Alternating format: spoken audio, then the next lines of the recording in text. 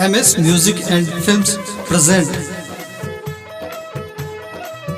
आप सुन रहे हैं दिलीप दीवाना के आवाज में। डीजे ब्रजेश चकिया,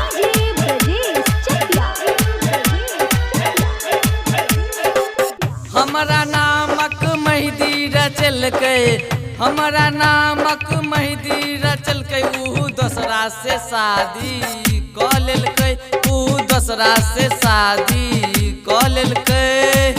हमारा नामक मेहदी रचल के, हमारा नामक मेहदी रचल के, ऊ दूसरा से शादी कऽ लेलकै, ऊ दूसरा से शादी कऽ लेलकै।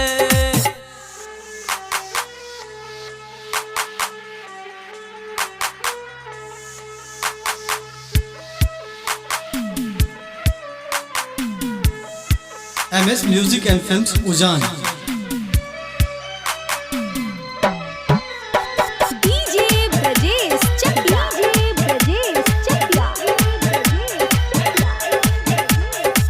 पहिल पहिल जब मिललै हमरा से, प्यार में हमरा फंसा लेलकै।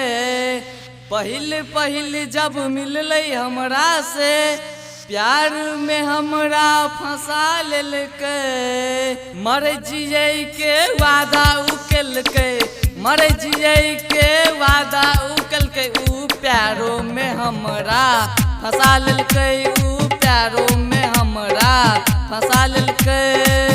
मीठी मीठी बतियाऊ कह के, मीठी मीठी बतियाऊ कह के, ऊ प्यारो में हमरा फंसा लेलकै, ऊ प्यारो में हमरा फंसा लेलकै।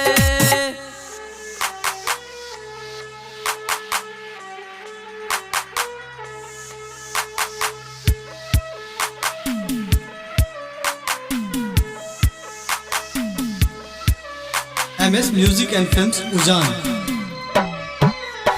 डीजे ब्रजेश चकिया,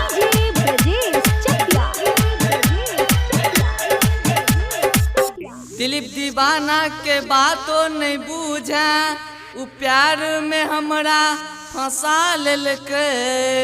दिलीप दीवाना के बातों नहीं बूझा, उ मथौरो में हमरा फंसा लेलकै। राइटर अंकित के संगे गेला, राइटर अंकित के संगे गेला, तू प्यारो में धोखा दऽ देला, तू प्यारो में धोखा दऽ देला।